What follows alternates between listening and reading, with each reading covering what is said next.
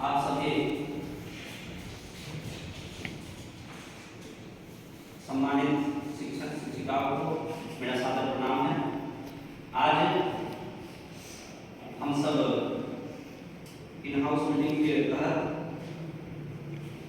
शिक्षण क्रिया टॉपिक में उपस्थित हैं।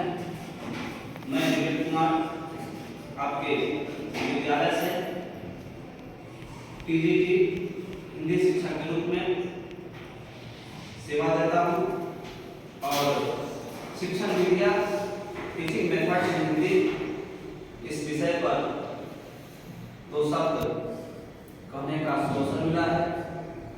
इसमें कहीं कोई त्रुटि हो, कहीं कोई शब्द समझने में असुविधा हो तो अपना छोटा भाई समझकर आप सब मुझे क्षमा करेंगे। जिसके बारे में हमारे शिक्षा साथियों ने कहा कि शिक्षा विद्या वह विधि है जिसकी सहायता से एक शिक्षक शिक्षा में पठन पाठन का कार्य प्रारंभ करते हैं। यानी कैसे बच्चों को पढ़ना है, कैसे हमें पढ़ाना है, इस पे वे अपना कार्य करते हैं। शिक्षण विधि के अनुसार कक्षा में शिक्षक और छात्रों के बीच अंतः संबंध स्थापित होता है। यानी शिक्षक और छात्र के बीच में एक आंतरिक लगाव की भावना शिक्षण विधि के माध्यम से होता है। बहुत सारे लोग स्कॉलर होते हैं लेकिन उन्हें पढ़ाने का शैली टीचिंग मेथड्स नहीं होता है तो बच्चे इससे आकर्षित नहीं होते। लेकिन कम जानकार होकर के भी उस बात को अगर अच्छे से हम समझाते हैं तो ज़्यादा प्रभावकारी होता है। कबीर साहब ने कहा है, बड़ा भया क्या भया जैसे तार खजूर पक्षी को छाया नहीं फल लागे। अर्थात तार खजूर का जो वृक्ष है काफी बड़ा होता है लेकिन वह हमारे किसी काम के लायक नहीं होता। पक्षी को छाया नहीं मिलता, उसका फल भी कितना ऊंचाई पर होता है कि सब कुछ नहीं तोड़ सकता। उसी प्रकार से इसी बात को रहीम कवि ने भी कहा है कि धनी रहीम जलपंख को लघु निपियत अघाए उदत बड़ाई कौन करे जगत प्यास हो जाए। वह कुआं का पानी, वह गड्ढे का पानी, कीचड़ का पानी, नाले का पानी धन्य है जिसे पी करके पशु पक्षी कीड़े मकोड़े अपने प्यास बुझाते हैं। लेकिन समुद्र का पानी जो अथाह है, असीम है, वहां से सभी लोग प्यासे रह जाते हैं। तो शिक्षण विधि हमारे लिए उतना ही आवश्यक है जितना हम अपने बात को दूसरों तक पहुंचाते हैं। तो ज्ञान होने के साथ साथ बच्चों के बीच में कोई बात प्रस्तुत करने का ज्ञान यह सबसे महत्वपूर्ण कार्य होता है। इसके द्वारा शिक्षण विधि का प्रयोग हम करते हैं और कक्षा में उतना ही अच्छा वातावरण उत्पन्न होता है और शिक्षण अध्ययन प्रक्रिया हमारा प्रभावशाली होता है। शिक्षण विधि पाठ्यक्रम और पाठ्यचर्या को कैसे पढ़ाया जाए, यानी हाउ टू टीच, बच्चे को हम कैसे पढ़ाएं, हमारा जो पढ़ाने का तरीका है इतना प्रभावकारी हो कि बच्चे उसे अच्छे से समझे, प्रश्न का सही उत्तर दे और यह किसी विषय का पाठ्यक्रम को कोई भी टॉपिक को छात्रों तक पहुंचाने के लिए प्रभावशाली ढंग से अगर हम पढ़ाते हैं तो उस बात को अच्छे से समझ पाते। एक जगह मैंने पढ़ा था, एक शिक्षक अपने बच्चों को बताए थे कि विद्यालय में तुम जाओगे और जब एग्जाम होगा तो उसमें फुटबॉल के खेल पर तुम लोग को लेख प्राप्त होगा। कुछ बच्चे समझे, कुछ नहीं समझे। शिक्षक महोदय ने कहा कि अगर फुटबॉल पे नहीं आएगा, दूसरा चीज पे आएगा तो कैसे लिखना। पढ़ाने का उनका शैली कुछ अलग था। एग्जाम में जब सभी बच्चे गए तो वहाँ एग्जाम में आ गया हवाई जहाज की यात्रा। उन्होंने क्या किया, लिखना शुरू किया कि मेरे चाचा जी अमेरिका रहते हैं, मैं अमेरिका जा रहा था। इसी क्रम में हमारे जो हवाई जहाज है वही रास्ते में अचानक इमरजेंसी लैंडिंग करना पड़ा। बीच में ग्राउंड में रुका गया और उस ग्राउंड में कुछ बच्चे फुटबॉल का खेल कर रहे थे और फुटबॉल में जो होता है सारी बातों को वहां हमने रखा और फिर कहे कि जैसे ही खेल समाप्त हुआ हमारा जहाज उड़ने तैयार था और हम जहाज में बैठे और अपनी यात्रा को पूर्ण की। वह लिखा क्या, फुटबॉल का खेल, लेकिन उसका ऐसे किस पर हो गया, हवाई जहाज की यात्रा। अर्थात हम किस बात को किस तरीके से प्रस्तुत करते हैं। तो यह सबसे इम्पोर्टेंट होता है कि पढ़ाने का शैली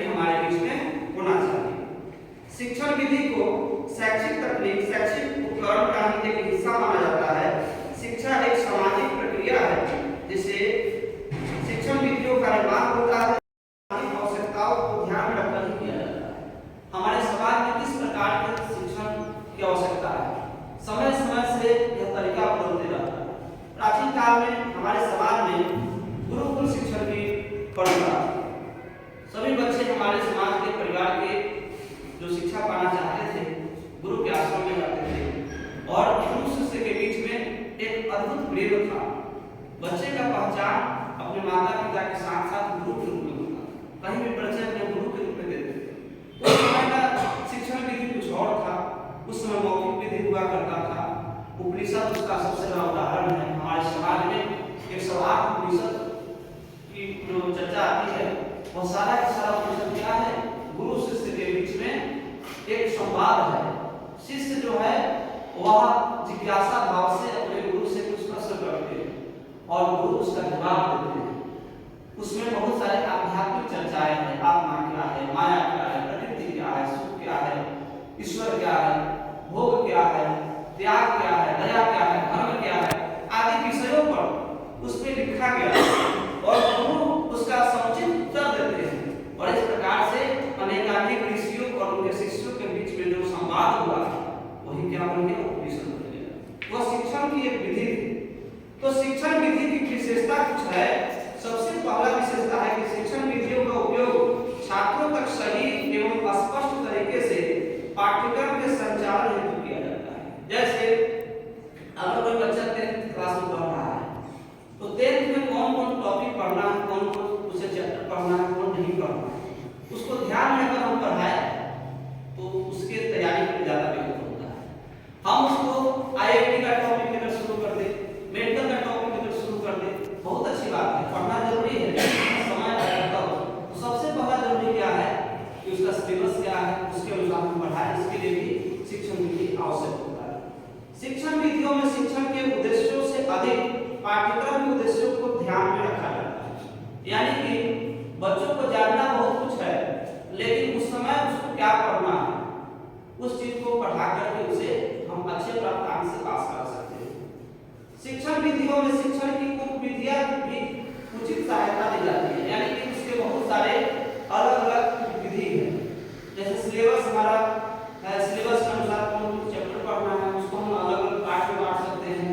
अलग अलग पार्ट में बांटने के बाद में उस चैप्टर को हम कितने क्लास में पढ़ा सकते हैं, फिर उसमें क्वेश्चन आंसर रख सकते हैं, बच्चों के लिए उसका हम क्विज करा सकते हैं। इस तरह से कई प्रक्रिया का हम उसमें कई प्रोसेस को अपना करके अपने शिक्षण विधि को और प्रभावी बना सकते हैं। शिक्षण विधियों का उपयोग छात्रों और शिक्षण के मध्य अंतःक्रिया के दौरान किया जाता है। यानी टीचर स्टूडेंट्स के बीच में एक अच्छा रिलेशन बन करके हम शिक्षण विधि को और बढ़िया से बना सकते हैं। जब तक विद्यार्थी आपसे जुड़ेंगे नहीं तब तक आपकी बात को वो समझेंगे नहीं, अच्छे से पढ़ेंगे। सबसे अधिक इम्पोर्टेंस इस बात का है कि हम बच्चों को अपने अंदर आकर्षित, अपने तरफ आकर्षित करें और हमारा उसका एक ऐसा लगाव हो जिससे हमारे प्रति वह रुचि बना कर रखे, पढ़ने के लिए इंटरेस्टेड रहे और क्लास में जब जाए तो हमारा अलग तरीके से बात सुने और उसको अमल करें। किसी प्रकरण के दौरान कैसे पढ़ाया जाता है, किस तरह पढ़ाया जाता है या छात्रों तक कैसे पहुंचना है, इन सभी का उत्तर शिक्षक को इन विधियों द्वारा मिलता है।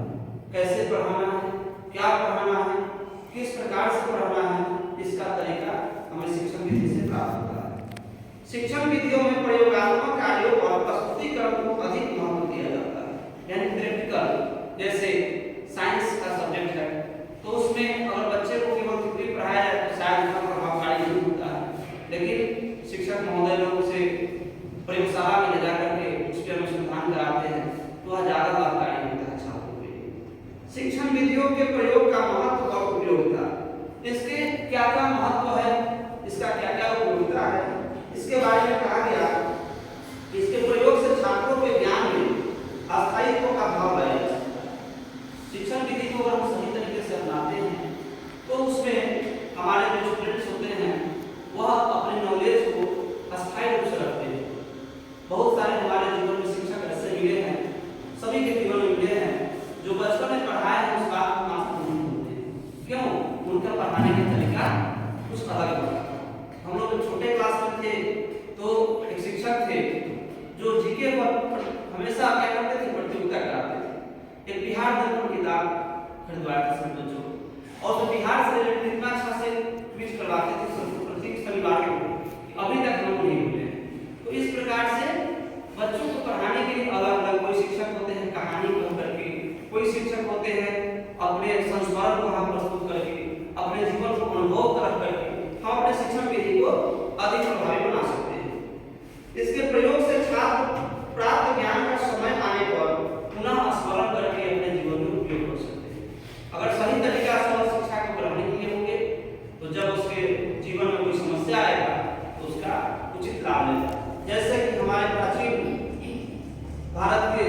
शिक्षा पद्धति को हम देखें, गुरुकुल पद्धति को देखें, या इधर मध्यकालीन भारत तक जो नालंदा विश्वविद्यालय हमारे देश का प्रतिष्ठित शिक्षण संस्थान था, विक्रमशिला विश्वविद्यालय, तक्षशिला विश्वविद्यालय, वहाँ पढ़ाई का तरीका कुछ और था।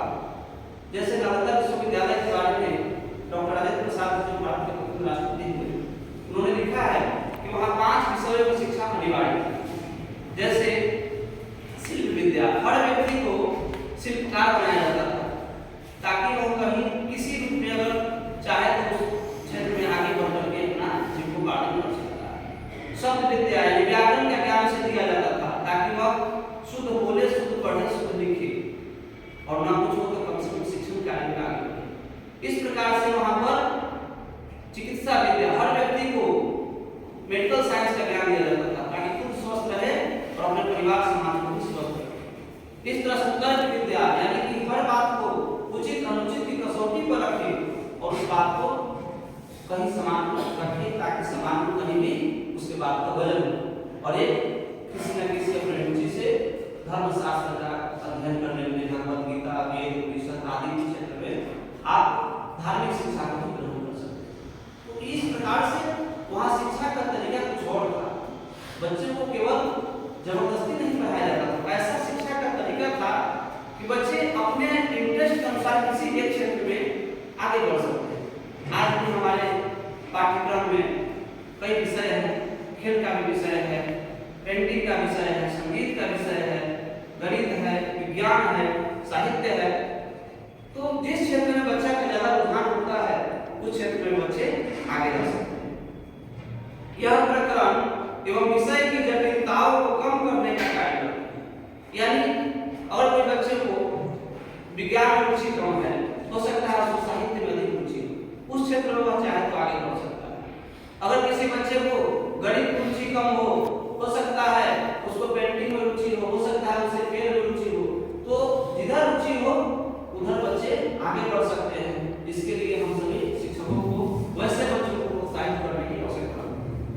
शिक्षण विधियों के प्रयोग से कक्षा अनुशासन में अगर हमें पढ़ाने का सही शैली मालूम है, बच्चों को शांत रखने का शैली मालूम है, तो बच्चे हमारे प्रति आकर्षित होंगे। और शिक्षण का सबसे पहला उद्देश्य होता है कि हम अपने वर्ग को कैसे अनुशासित रखें, कैसे कंट्रोल रखें, उसके बाद पढ़ाई की सेकेंडरी चीज है। विधियों का सही उत्तर एवं कुशलता के साथ उपयोग करने से प्रकरण या पाठ्यक्रम की तरफ छात्रों की रुचि में वृद्धि की जा सकती है। बच्चा जिस क्षेत्र में कुशल है, जिस क्षेत्र में अधिक इंटरेस्ट ले रहा है, उस क्षेत्र में अगर हम उसको आगे प्रोत्साहित करते हैं तो उसका विकास अधिक होगा। इसके प्रयोग से छात्र और अध्यापक के बीच मधुर संबंध का निर्माण होता है। अगर बच्चा आपके सहयोग से आगे बढ़ता है तो आपके बीच में और उन बच्चों के बीच में अच्छा रिलेशन बनता है। इसके प्रयोग से छात्रों का मानसिक, बौद्धिक एवं आध्यात्मिक विकास एक साथ किया जा सकता है। शिक्षण यदि बढ़िया हो तो हमारे बच्चों के बीच में मानसिक विकास होगा। वो हो सकता है निगेटिव सोचता हो लेकिन आपके बात से प्रभावित करके उसके अंदर सकारात्मक ऊर्जा कार्य करने लगे, उसके अंदर मानसिक क्षमता का विकास हो, हर चीज को सकारात्मक रूप में सोचे। इस तरह से जो नास्तिक विचार के व्यक्ति होगा, अच्छे शिक्षक अगर मिल जाते हैं, उसके अंदर अच्छी भावना रखते हैं, तो वह आस्तिक विचार में जीने लगता है। ये सारे फायदे शिक्षण विधि के द्वारा हमें मिल सकता है। शिक्षण के दौरान उपयोग की जाने वाली मुख्य शिक्षण विधियां, शिक्षण की भी कई विधि है, जिसमें सर्वप्रथम विधि व्याख्यान विधि है, दूसरा है प्रदर्शन विधि, तीसरा है व्याख्यान प्रदर्शन विधि और चौथा है प्रश्नोत्तर विधि। सबसे पहला जो व्याख्यान विधि है, इसके बारे में हमारे विश्व के कुछ महान शिक्षा शास्त्री हुए, कुछ महान अध्यापक हुए, जिनमें कहा जाता है कि सर्वप्रथम शिक्षण विधि का प्रयोग जो है हमारे प्राचीन काल में व्याख्यान विधि के द्वारा गुरुकुल परंपरा को देखने को मिलता है, जहाँ पे गुरु जी अपने शिष्यों को व्याख्यान देकर के उसके अंदर समुचित ज्ञान भर दिया करते थे। उस समय कागज का आविष्कार नहीं था, कलम कॉपी नहीं था, इरेजर पेंसिल नहीं था, फिर भी हमारे पूर्वज आज हमसे अधिक कुशल थे। जितना उनका कुशल हैं, जितना समझते हैं इससे ज्यादा समझते थे। उनको व्याख्यान देकर के हर तरह की शिक्षा उनके अंदर पूर्ण कर दिया जाता, हर तरह से मजबूत बना दिया जाता, चाहे राज परिवार का लड़का हो या किसी सामान्य परिवार का, सबको एक बराबर वस्त्र पहनना है, एक बराबर भोजन करना है, खाली पेट करना है, धूप बरसात सबका उसको सामना करना है, गुरु जी के सेवा में लगे रहना है, आश्रम की व्यवस्था करनी है। सब कुछ इसलिए किया जाता था ताकि किसका जीवन कैसा होगा। आज राजा का बेटा हो सकता है कल उसके पास राजपाट नहीं है, तो आने वाले समय को वो कैसे जिए इसके लिए उसे मजबूती से जीवन के नया शैली प्रदान किया जाता। राजा के बेटा होने के बाद ही उसे भिक्षाटन कराया जाता ताकि उसके अंदर से अहंकार हो। जब हम कहीं किसी जगह किसी कार्य के लिए भिक्षा मांगने जाते हैं, चंदा वसूली करते हैं, तो हमारे अंदर अहंकार की भावना कम होता है, देने से अहंकार बढ़ता है, किसी से मांगने से लेने से हमारे अंदर अहंकार कम था। तो राज परिवार के बच्चे भी गुरुकुल से जो गुरुकुल में जब रहते थे तो निकल कर भिक्षाटन करते थे, जिससे गुरुकुल का व्यवस्था चलता था और गुरुजी उनकी पढ़ाई को खेतों में काम कराया जाता, सब कुछ कराने के साथ साथ तब उन्हें पढ़ाई कराया जाता, तब वे जाकर के एक पूर्ण रूप से सब मानव के रूप में अपना जीवन जी पाते। तो यह विधि हमारे प्राचीन काल में गुरुकुल परंपरा में थी और अंग्रेज के आने के समय तक हमारे भारत में गुरुकुल परंपरा बड़ी ही अधिक संख्या में देखने को मिलता है, हजारों की संख्या में मिलता है। लॉर्ड मैकाले के बारे में हम सभी जानते हैं, वे जब आए तो भारत में अंग्रेजी शिक्षा पद्धति का विस्तार हुआ और हमारी संस्कृति को ध्वस्त किया गया, जिसके द्वारा गुरुकुल पद्धति का ह्रास हुआ। लेकिन आज भी कुछ ऐसे हमारे देश के महापुरुष हैं जो इस परंपरा को जीवंत रखे हैं, जैसे बनारस हो गया, साउथ भारत इंडिया में जाएंगे तो काफी अधिक संख्या में गुरुकुल की परंपरा है। और साउथ में तो महिला गुरुकुल है, जहाँ पर हमारे समाज की जो बहन लोग हैं वे लोग भी संस्कृत की शिक्षा पाठ करके समाज में जागरूकता फैला रहे हैं। जैसे बनारस में भी संपूर्णानंद विश्वविद्यालय सभी लोग जानते होंगे, उस बीएचयू में इस तरह से बहुत सारे ऐसे संस्थान हैं जहाँ पर आज उस परंपरा को जीवंत रखा है। तो व्याख्यान विधि के द्वारा हम अपनी बातों को अपने बच्चों तक बेहतर तरीके से, अनुशासित तरीके से बता सकते हैं और यह विधि इतना प्रभावकारी होता है, इतना सरल होता है कि बच्चे सुन करके हमारी बातों को याद करते हैं। छोटे बच्चे में खास करके या कोई व्यक्ति में कहानी के प्रति काफी इंटरेस्ट होता है, उसको कहानी कह करके उस तरह से अगर समझा करके पढ़ते हैं, जो टॉपिक हम पढ़ा रहे हैं उससे रिलेटेड अगर कहीं भी आपको संस्मरण याद आ गया, कोई कहानी याद आ गया, कोई कहावत याद आ गया, कहीं पे आपको देखा कोई ऐसा घटना याद आ गया, अगर आप प्रस्तुत करते हैं तो बच्चे ज्यादा इंटरेस्ट।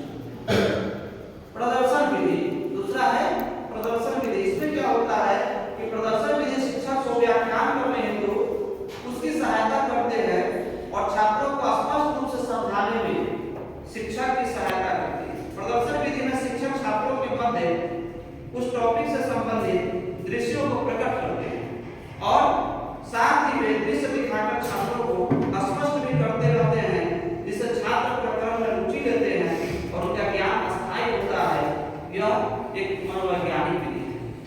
जैसे हमारे साइंस के जो अध्यापक महोदय होते हैं, वे प्रयोगशाला में ले जाकर के बच्चों को प्रूव करा देते हैं कि देखो मैं ये चीज जो पढ़ाया आकर के देखो, बिल्कुल और बच्चों को बीच के सामने जब प्रस्तुत हो जाता है तो वह ज्ञान उसके लिए स्थायी हो जाता है। उसी प्रकार से छोटे बच्चों में भी देखा जाए, हमारे समाज में अभी आंगनबाड़ी का कॉन्सेप्ट है पढ़ाई का, जहाँ पे बच्चे हमारे बैठना बोलना थोड़ा बहुत सीखते हैं, या अपने स्कूल में जो लिखा रहता है, अगर कोई अल्फाबेट है ए तो बगल में एप्पल का पिक्चर रहता है, बी बॉल का पिक्चर रहता है, सी कैट का पिक्चर। बच्चा को अभी बॉल पढ़ने नहीं आ रहा है, कैट पढ़ने नहीं आ रहा है, लेकिन पिक्चर देख कर उसको याद हो जाएगा कि हाँ बी फॉर बॉल होता है, सी फॉर कैट होता है। और लिखा हुआ है अनार लिखा हुआ है, बच्चा को अनार पढ़ने नहीं आ रहा है लेकिन अनार देखकर याद रहेगा कि औसे अनार होता है। तो यह प्रदर्शन विधि छोटे बच्चों के लिए तो काफी ज्यादा लाभकारी होते हैं और हमारे जो और भी बड़े बच्चे होते हैं उनको भी पिक्चर देखने के बाद में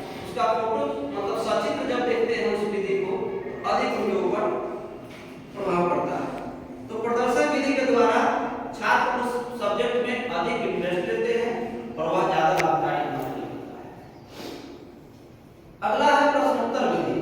प्रश्नोत्तर विधि का मतलब क्वेश्चन आंसर मेथड्स।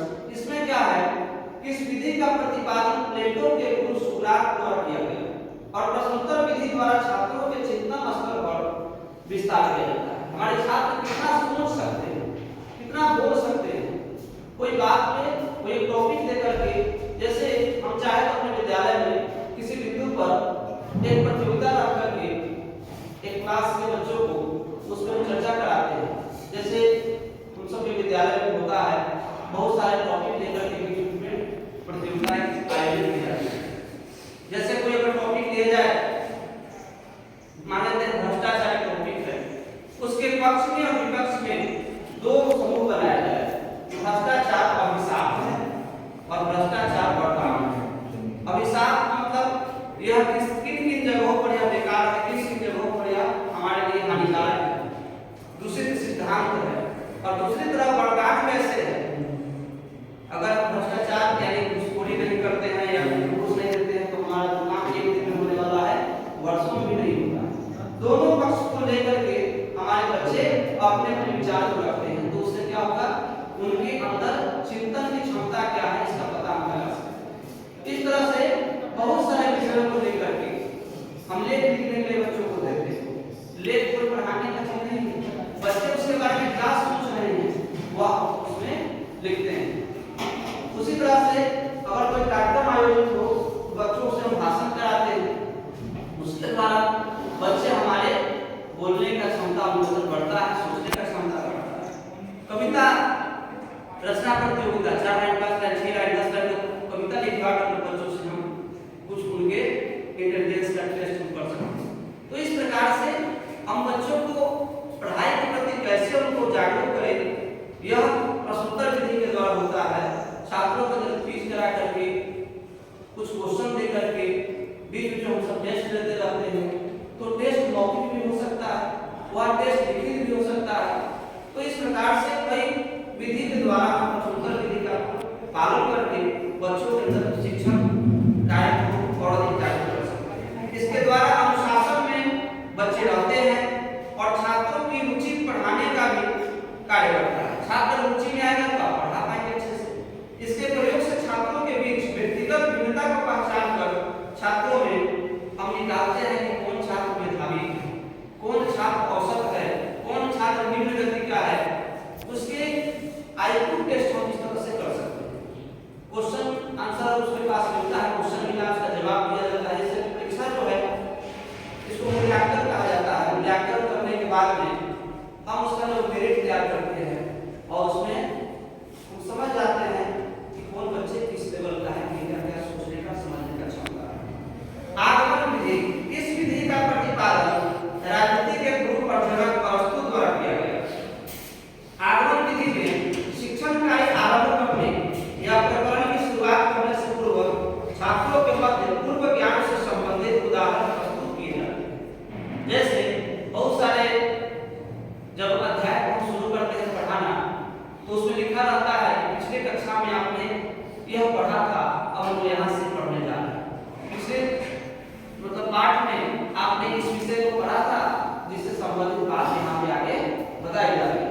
तो पहले बच्चों को हम बताएं कि बच्चों तुम सबों ने ये चीज पढ़ा था, आज हम इससे आगे की पढ़ाई करने जा रहे हैं। जैसे पहले बच्चों को हम गणित अगर पढ़ाते हैं तो जोड़ सिखाया जाता है, फिर घटाव, फिर गुणा, फिर भाग, फिर लघुत्तम, फिर महत्तम, फिर भिन्न का जोड़ सिखाते हैं।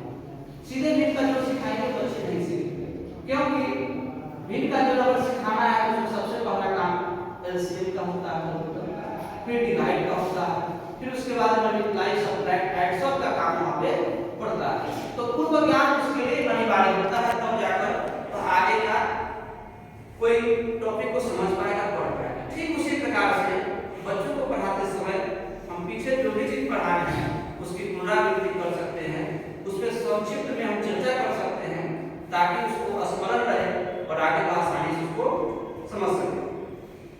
इसमें आगमन विधि में शिक्षण कार्य प्रारंभ करने या प्रकरण की शुरुआत करने से पूर्व छात्रों के मध्य पूर्व ज्ञान से संबंधित उदाहरण प्रस्तुत किए जाते हैं।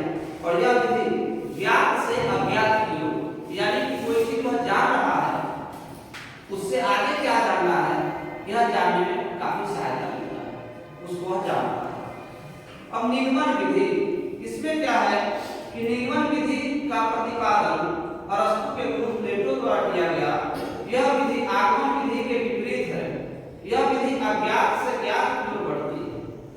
यह उधर क्या था, ज्ञात से अज्ञात की ओर, और वह है अज्ञात से ज्ञात की ओर। इसमें सर्वप्रथम छात्रों के मध्य किसी सूत्र या किसी सिद्धांत को प्रस्तुत किया जाता है, कोई थ्योरी को वहां प्रस्तुत करनी है।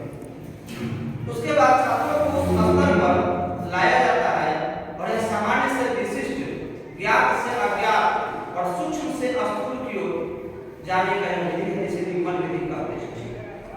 आगे है खेल विधि। खेल विधि क्या है, तो आधुनिक समय में प्राथमिक शिक्षा प्रदान करने है, यानी प्राइमरी लेवल पर हम एजुकेशन बच्चों को देते हैं, इसमें खेल का बड़ा महत्व है। बच्चों को खेल का शिक्षा काफी जोर शोर से दिया जाता है। भारत सरकार और बिहार सरकार ने एक मंत्रालय बनाया है, खेल मंत्रालय, जिसके द्वारा सभी विभागों में लगभग खेल कोटा से कुछ बच्चे नियुक्त होते हैं, जो उस क्षेत्र में अपना रुचि रखते हैं, वे उधर जाते हैं। और आधुनिक समय प्राथमिक शिक्षा प्रदान करने हेतु बालकों और शिशुओं को खेल खेल में शिक्षा प्रदान करवाई जाती है। जैसा मैंने पहले चर्चा किया है कि पिक्चर दिया रहता है अ से अनार, आ से आम, उसका क्या मतलब है, बच्चे खेलते खेलते हंसते हंसते पढ़ ले, उससे कोई असुविधा नहीं हो समझने। और उसके साथ साथ में हमारे स्कूल में, हमारे किसी भी शिक्षण संस्थान में जाने के बाद में खेल का भी एक निश्चित टाइम होता है, उसका एक पीरियड होता है, उस टाइम बच्चों को खेलने के लिए दिया जाता है, क्योंकि खेल खेलने से हमारे मन मस्तिष्क तरोताजा हो जाते हैं। फिर से हम नए तरीके से सोचने के लिए, एक नए एनर्जी के साथ काम करने के लिए तत्पर हो जाते हैं। दिन भर काम करें, 1 घंटा को क्रिकेट खेल ले, फुटबॉल खेल ले, कोई भी चीज ऐसा, विशेषकर जो संगीत का प्रेमी होता है, एक दो अगर भजन गा ले, एक दो घंटे तक अगर कोई वाद्य यंत्र को बजा ले, तो सारे उसके थकावट, सारे उसके जो भी परेशानी हो दूर हो जाता है। फिर से पूर्णतः तरोताजा के साथ अपने कार्य को अच्छे से कर पाता है। तो खेल भी क्या है, हमारे पाठ्यक्रम का एक हिस्सा है। इसके द्वारा हम अपने पढ़ाई को और अच्छे ढंग से बच्चों के बीच में रख सकते हैं और बच्चे भी इससे इंटरेस्टेड हो सकते हैं। इस विधि के प्रतिपादक के रूप में हेनरी फोर्डवेल को देखा जाता है। वह रुचिकर विधि है, जिसमें बालक अपनी पूर्ण रुचि प्रकट करता है, अपनी पूरी तत्परता के साथ। बालक को देखिएगा, पढ़ाई में मन लगे ना लगे, खेल में ज्यादा मन लगता है, तो उसके द्वारा हम उसमें रुचि उत्पन्न करके पढ़ाई के जो हम धीरे धीरे उसको ला सकते हैं, जिसके कारण प्राप्त ज्ञान को अस्थायित्व प्रदान होता है और छात्र लंबे समय तक उस ज्ञान का भंडारण अपने मस्तिष्क में कर सकता है। बहुत लंबे समय तक उस चीज को याद रखेगा कि हम लोग को ऐसे याद करेगा। हम सभी अक्सर आजकल न्यूज पे बहुत सारे शिक्षक का कोई वीडियो वायरल होता है। आज से 10-15 दिन पहले एक वीडियो देखे थे हम लोग, एक शिक्षक महोदय है जो बच्चों को पंक्ति में बैठाए हुए हैं, हाथ में झाल लिए हुए हैं, बजा करके उसको टेबल याद करा रहे हैं, उसको गा रहे हैं ताल मात्रा पर उसको, और बच्चा कभी नहीं भूलेगा। जब बड़ा हो जाएगा, बूढ़ा हो जाएगा, तब तक कहेगा कि हमारे गुरुजी हमको ऐसे याद कराया। तो इस प्रकार से खेल के माध्यम से हम अपने शिक्षण विधि को और अधिक प्रभावी बना सकते हैं। तो खेल हमारे जीवन का एक हिस्सा है और खेल से हमारे मन मस्तिष्क प्रसन्न होते हैं। हमारे शास्त्र में चर्चा आया है कि भोजन 3 प्रकार के हैं। एक भोजन है शारीरिक भोजन, जो शरीर को प्राप्त होता है, जो भी हम चावल दाल रोटी पकवान पूरी कुछ भी खाते हैं, मिठाई कोई भी चीज, वह सब हमारे शरीर को प्राप्त होता है। दूसरा है मानसिक भोजन, मन का भोजन। वह क्या है, तो हमें मनोरंजन के द्वारा प्राप्त होता है। हम फिल्म देखते हैं, अंदर से अच्छा फील होता है, हमारा मन प्रसन्न हो जाता है। हम कहीं खेलने जाते हैं, अपने मित्रों से मिलते हैं, अपने सहपाठियों से मिलते हैं, अपने प्रियजनों से बात करते हैं, कहीं घूमने जाते हैं, जिसके द्वारा हमारे मन प्रसन्न होते हैं और फिर हम पूर्ण रूप से मानसिक रूप से हम स्वस्थ हो जाते हैं। इसका सबसे बड़ा उदाहरण, हम अपने भारत के तीर्थ यात्राओं पर जब जाते हैं तो वहाँ 10% 20% आपको विदेशी यात्री लोग मिलेंगे। हमेशा आप अयोध्या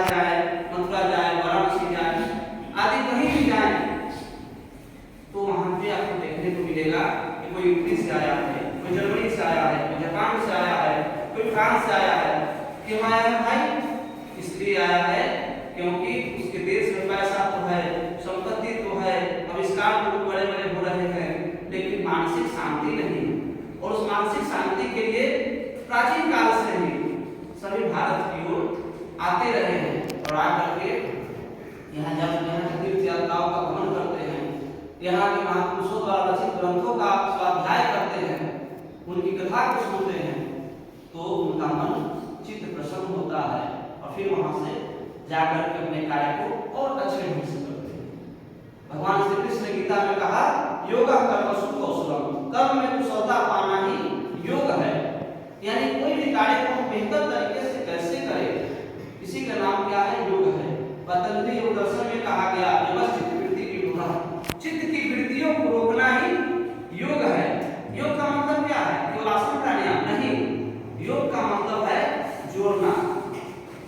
साधारण में लोग बचपन से पढ़ते हैं योगफल याद करें, ऐड कर देते हैं, सजा दिए योग करते हैं, 2x + 2x = 4x कर देते हैं। यानी कि योगफल का मतलब है जोड़ना। तो महर्षि पतंजलि ने कहा कि योग क्या है, तो योग के बारे में कहा कि हमारे चित्त की वृत्तियां रुक जाए तो हम योग करेंगे। इसके बारे में उन्होंने कहा अष्टांग योग की चर्चा किया, यम नियम आसन प्राणायाम प्रत्याहार धारणा ध्यान समाधि, इन 8 अंग की चर्चा किया। आसन प्राणायाम उस योग का एक हिस्सा है। योग पूर्ण रूप में वह आसन प्राणायाम नहीं है। इसीलिए सब तरह देखा जाए तो ये सारे सिद्धांत सब दर्शन कहाँ देखने को मिलते हैं, हमारे भारत में। तो इसके द्वारा हम अपने मन मस्तिष्क को तरोताजा कर सकते हैं और बेहतर तरीके से उसे हम लोगों तक पहुंचा सकते हैं, अपने बच्चों तक पहुंचा सकते हैं। और जो हमारा अनुभव है उस अनुभव को हमारे बच्चे अच्छे से समझ सकते हैं, जिसके द्वारा हम अपने शिक्षण विधि में सफल हो सकते हैं।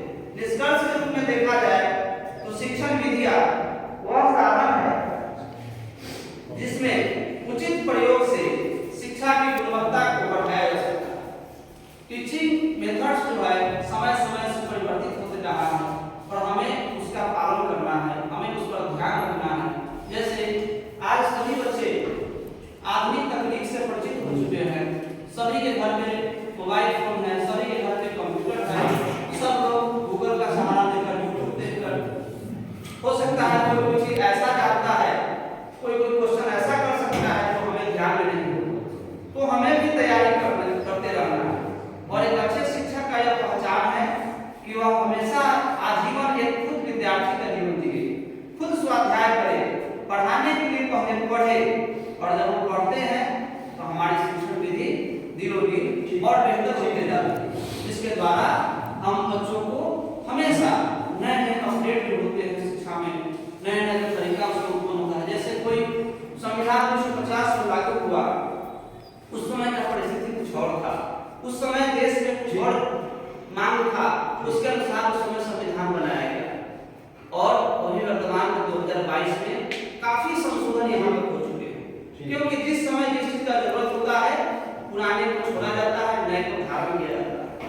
सृष्टि जो है यह परिवर्तनशील है, इसका चक्र चल रहा है, सदैव पुराने को त्याग कर नए को धारण करने की परंपरा हमारे प्रकृति का नियम रहा है। उसी प्रकार से पढ़ाने का जो विधि है उसमें भी हमें परिवर्तन करने की जरूरत है, और जहाँ जहाँ जरूरत पड़ता है उस परिवर्तन को हम अगर लाते हैं तो शिक्षण विधि हमारा प्रभावी होता है, जिसके द्वारा उचित गुणवत्ता हम बच्चों में बढ़ा सकते हैं और शिक्षा के उद्देश्यों और लक्ष्यों की पूर्ण रूप से प्राप्ति की जा सकती है। शिक्षा का पूर्ण लक्ष्य क्या है, इसके बारे में हमारे महापुरुषों ने कहा। स्वामी विवेकानंद ने कहा कि शिक्षा का अंतिम लक्ष्य चरित्र निर्माण होना चाहिए। केवल नौकरी करना बहुत बड़ा उद्देश्य नहीं है। पढ़ लिख करके बड़ी अचीवमेंट हम हासिल कर लिए, किसी पद पे चले गए, कोई इंजीनियर हो गया, डॉक्टर हो गया, आईएएस हो गया, और माता पिता की सेवा नहीं कर रहे हैं, बड़ों का सम्मान नहीं कर रहे हैं, अपने गुरुजनों का सम्मान नहीं कर रहे हैं, तो उसका शिक्षा अधूरा है। कहीं ना कहीं उसकी शिक्षा में कुछ कमी कर दिया। बड़े बड़े पढ़े लिखे लोग वह क्या करते हैं, किसी शराब का सेवन करते हैं, किसी सिगरेट का सेवन करते हैं, जिस पर सीधे लिखा होता है वैधानिक चेतावनी, तंबाकू से कैंसर होता है, शराब जानलेवा है, इतना पढ़ने के बाद भी उन्हें पढ़ने नहीं आया, वहां लिखा हुआ है अगर वे पढ़ेंगे तो बीमार नहीं होंगे। तो शिक्षण विधि हमारा ऐसा हो कि बच्चों के चारित्रिक विकास पर, उनके नैतिक विकास पर विशेष बल दे। बच्चों को यह दायित्व दिलाते रहे, हमेशा दायित्व बोध कराते रहे कि तुम्हारा देश के प्रति, परिवार के प्रति, समाज के प्रति, माता पिता के प्रति, गुरुजनों के प्रति ऐसा कर्तव्य हो इसका पालन करना तुम्हारा धर्म है। मैं उत्तम ऐसा बनूं जैसा हुए न हुए, नहीं भूत वर्तमान में, नहीं भविष्य जब में। हम सब के अंदर ऐसा संकल्प हो कि हम ऐसा उत्तम प्राणी बने, ऐसा आदर्श छात्र बने, ऐसा आदर्श शिक्षक बने जैसा न कोई था न है न होगा। अहंकार की बात नहीं है। अहंकार जो है यह हमारे अंतःकरण का एक नाम है। योग दर्शन में कहा गया है, हमारे शास्त्रों में कहा गया है कि 5 कर्म इंद्रिया, 5 ज्ञान इंद्रिया, इसके अतिरिक्त हमारे शरीर में 4 अंतःकरण है, मन है, बुद्धि है, चित्त है और अहंकार। अहंकार उसको ईगो कहा जाता है। वह ईगो पॉजिटिव रूप में भी हो सकता है, नेगेटिव रूप में भी हो सकता है। जैसे उदाहरण के लिए बगल में हम सबके सामने बिजली उत्पादन केंद्र है, यहाँ बिजली उत्पादित किया जाता है, बहुत दूर दूर तक इसे पहुंचाया जाता है, जिससे बहुत सारे कल कारखाने चलते हैं, बहुत सारे मशीन चलते हैं, बिजली जलाया जाता है, पंखा चलाया जाता है। एक सिस्टम में तार के द्वारा पहुंचा दिया गया, सारा काम होता है। वही तार अगर नंगा अवस्था में हम छू देते हैं, शायद हमारी मृत्यु हो जाती है। बहुत अच्छा चीज है, लेकिन वही क्या होता है, बहुत खतरनाक हो जाता है। उसी प्रकार से हमारा ईगो सकारात्मक दिशा में लग जाता है तो हम जीवन में कुछ लक्ष्य को प्राप्त करते हैं। एक अगर मन में संकल्प हो कि हमें ये अचीव करना है, यह प्राप्त करना है, तो उस दिशा में हम प्रयत्न करते हैं और समय आने पर उसे हम पूर्ण भी करते हैं, प्राप्त भी करते हैं। लेकिन नकारात्मक दिशा में चला जाएगा, किसी को डैमेज करना है, किसी को गिराना है, तो हो सकता है उससे पहले खुद गिर जाएंगे। एक महापुरुष ने प्रश्न किया कि किसी से आगे निकलना है तो उसका क्या उपाय है। अगर कोई व्यक्ति का लेवल बड़ा है, कोई व्यक्ति का मकान 5 मंजिला है, उसको नीचा कैसे किया जाए। अलग अलग लोगों ने अपना अपना जवाब दिया।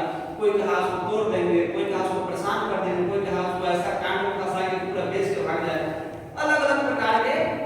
एक विद्यार्थी बहुत होशियार था, उसने कहा उसका 5 मंजिला है, हम 10 मंजिला बना देंगे, उसका खुद छोटा हो जाएगा। तात्पर्य क्या है कि आपके सामने कोई व्यक्ति अगर मैट्रिक करके इतरा रहा है, इंटर करके इतरा रहा है, अब पीजी करके दिखा दीजिए, पीएचडी करके दिखा दीजिए, खुद उसका सर नीचा हो जाएगा। कोई व्यक्ति अगर 50 रुपये महीना कमा करके समझ रहा है कि बहुत पैसे वाले हैं, आप ऐसा सोर्स ऑफ इनकम में बनाइए या लाखों में कमाइए, आपके सामने खुद वह छोटा हो जाएगा। तो किसी को डैमेज करके हम पीछे नहीं कर सकते हैं। हम अपने योग्यता को बढ़ा करके, हम अपने कद को बढ़ा करके इतना ऊंचा करके कि सामने वाला व्यक्ति खुद ब खुद छोटा हो जाए। तो शिक्षण विधि के द्वारा हम अपने बच्चों के अंदर ये सारी बातें को बता करके, उनके अंदर नैतिक दायित्व को बता करके, उसको देश प्रेम के प्रति जागरूक करके बताना है कि हमारे देश के कैसे महापुरुषों ने अपने प्राण को त्याग दिया। वीर भगत सिंह, चंद्रशेखर आजाद, खुदीराम बोस, ऐसे ऐसे बहुत सारे महापुरुष हैं जिन्होंने देश की रक्षा के लिए अपने प्राण को त्याग दिए। उनका कोई जमीन का झगड़ा नहीं था, उनके घर का झगड़ा नहीं था, कोई पड़ोसी से झगड़ा नहीं था, किसी से मारपीट नहीं हुआ था, कोई अपराधी नहीं थे, बल्कि वे देशभक्त थे। यही उस समय के सरकार के सामने उनका सबसे बड़ा अपराध था। तो उनके कुर्बानी को याद दिलाना है, उनके महत्व को बताना है।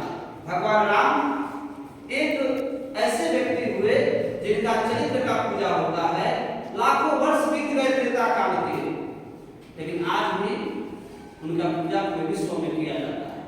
भगवान श्री कृष्ण, उनको आज हजारों वर्ष बीत गए, लेकिन सभी जगह उनकी पूजा होती है, उनकी चर्चा होती है। क्यों? क्योंकि उन्होंने वैसा कर्म किया। हम बच्चों को उन महापुरुषों के बारे में बताएं और एक अच्छे समाज का, एक अच्छे परिवार का सबसे बड़ा पहचान होता है उस घर में अच्छे तस्वीर महापुरुषों का और अच्छे साहित्य हो। बच्चा अगर देखेगा रामायण को उलट करके तो कुछ अच्छा मिलेगा। गीता उलट के देखेगा कुछ अच्छा मिलेगा, विजय उलट के देखेगा कुछ अच्छा मिलेगा, उपनिषद उलटेगा उसको कुछ अच्छा मिलेगा। देखिएगा फोटो स्वामी विवेकानंद का है, कौन थे बताइए उनके बारे में। भगवान राम का तस्वीर देखिएगा, सीता माता का तस्वीर देखिएगा, रामकृष्ण परमहंस का देखिएगा। तो हम महापुरुषों के बारे में बच्चों के बीच में जब बताएंगे तो हमारे बच्चे जागरूक होंगे, समझेंगे कि हमें उनसे कुछ सीखना चाहिए। लेकिन कुछ परिवार ऐसे हैं जो अपने घर में आजकल अभिनेता अभिनेत्रियों की तस्वीर लगाते हैं, नंगे रूप से तस्वीर लगाते हैं, और हमारे घर के बच्चे, घर की बच्चियां वही देख करके उसका कॉपी करते हैं, इससे हमारा समाज होता है। तो शिक्षा के अंदर सब चीज को हमें ध्यान रखना है कि हमारा समाज सर्वांगीण विकास को कैसे करे। हर तरह से केवल डिग्री ले लेना, कागज पर लिखवा लेना कि हाँ इतना % नंबर आए, पूर्ण शिक्षा नहीं है। शिक्षा का पूरा अर्थ है कि हर तरह से सर्वांगीण तौर पर विकसित हो, मानसिक, आर्थिक, नैतिक हर तरह से जब विकसित होते हैं तब जाकर हमारी शिक्षा पूर्ण होती है। तो हमारा शिक्षा कागजी लेखन के द्वारा ही नहीं बल्कि वह व्यवहारिक ज्ञान के तौर पर भी दिखे। एक लड़का IIT करके आया, पढ़ करके अपने घर पे हनुमान जी का जो ध्वजा होता है, हम सबके घर पे दरवाजे पे लगा होता है, देखा तो ऊपर से नीचे तक देख रहा है। बच्चे से हॉस्टल में रहा था, पढ़ा, बाहर से पढ़ कर आया, लगातार देख रहा था। उसके पिताजी ने पूछा क्या देख रहे हो? बोलता है कि कौन ऐसा इंजीनियर था कि इतना पतला खंभा पे चढ़ के इस ध्वजा को बांधा होगा। उस इंजीनियर से मिलवाइए, कैसे एंगल बना होगा, कैसे वहां किया होगा, और इतना पतला खंभा है, इतना क्यों नहीं? गुरुजी बुलाए, ठीक है इधर आओ। पिताजी, गुरुजी का तात्पर्य वहां पिताजी से है। उन्होंने कहा कि जाओ तुम सब पढ़ाई तुम्हारा बेकार हो गया, इस ध्वजा को ऐसे नीचे बांध दिया जाता है, ऐसे लगा दिया जाता है। तो केवल हमारा ज्ञान किताबी नहीं, हमारा ज्ञान व्यवहारिक ही हो, हमारा ज्ञान ऐसा हो जो समाज में बढ़ रहा है उसका हम उपयोग करें। किताबी ज्ञान से हम अपना समुचित विकास नहीं कर सकते हैं। इसलिए कबीर साहब ने कहा है कि तू कहता कागज की लेखी, मैं कहता आंखों की देखी। यानी कि जो आंखों का देखा हुआ प्रत्यक्ष ज्ञान होता है, प्रत्यक्ष को प्रमाण की आवश्यकता नहीं होती, उसे कोई सबूत की आवश्यकता नहीं होती। तो हमें वैसा ज्ञान प्राप्त करना है और वैसे ही ज्ञान बच्चों के बीच में देना है, बच्चों को प्रेरित करना है। तुम अपने ज्ञान के द्वारा अपना सर्वांगीण विकास करो और आने वाले पीढ़ी में तुम ही शिक्षक बनोगे। इसमें से कुछ बच्चे, तुमको भी हर तरह का कार्य करना पड़ेगा। सब दिन तो एक शिक्षक नहीं पढ़ाते हैं, और अपने बच्चों के बीच में ज्ञान इसी प्रकार से प्रचारित करो। जैसे गुरु शिष्य परंपरा के समय गुरुकुल में बच्चे पढ़ते थे, तो गुरु जी एक समय के बाद उनका देहावसान हो जाता था, तो उसमें से कोई गुरु बनते थे, वो भी बच्चे को उसी प्रकार से मंत्रोच्चारण कराते थे, याद कराते थे। हमारे समाज के जो ब्राह्मण देवता लोग आज भी होते हैं, उनका मंत्र पढ़ने का शैली, जो छंद होता है, जो स्तुति करने का, जो गायन का जो तरीका है, वो अन्य लोगों में वह परंपरा नहीं मिलता। कारण क्या है? वह परंपरा तौर पर अपने पूर्वजों से उन्हें प्राप्त होता है। उसी प्रकार से हम अपने बच्चों को परंपरा के रूप में इस धरोहर को सौंपें और उन्हें प्रेरित करें कि तुम में से भी जब कोई शिक्षक बनो तो अपने छात्रों के बीच में इसी प्रकार से इसे प्रस्तुत करो। तो इस प्रकार से इन सभी नियमों का पालन करके अपने शिक्षण विधि को बहुत बेहतर बना सकते हैं, और हमारा शिक्षण विधि जब बेहतर होगा तो स्वच्छ और आदर्श समाज का निर्माण होगा। क्योंकि शिक्षा किसी भी समाज का सबसे बड़ा माध्यम है आगे बढ़ने का। समाज में शिक्षित समाज से ही एक सभ्य समाज की वृद्धि की जाती है। तो हम सभी शिक्षक हैं, हम सबका दायित्व है कि अपने समाज के सभी बच्चों को अच्छी शिक्षा दें, उन्हें प्रेरित करें और उनको आगे जीवन में हर तरह से आगे बढ़ने के लिए प्रेरणा दे करके उनको उचित शिक्षा देने का कार्य करें। इतना ही कह करके मैं अपनी वाणी में विराम देता हूँ। अगर किसी को कोई मुझसे प्रश्न हो तो कृपया रख सकते हैं, मैं प्रयास करूंगा आपके प्रश्न का समाधान करने के लिए। कोई प्रश्न नहीं सर?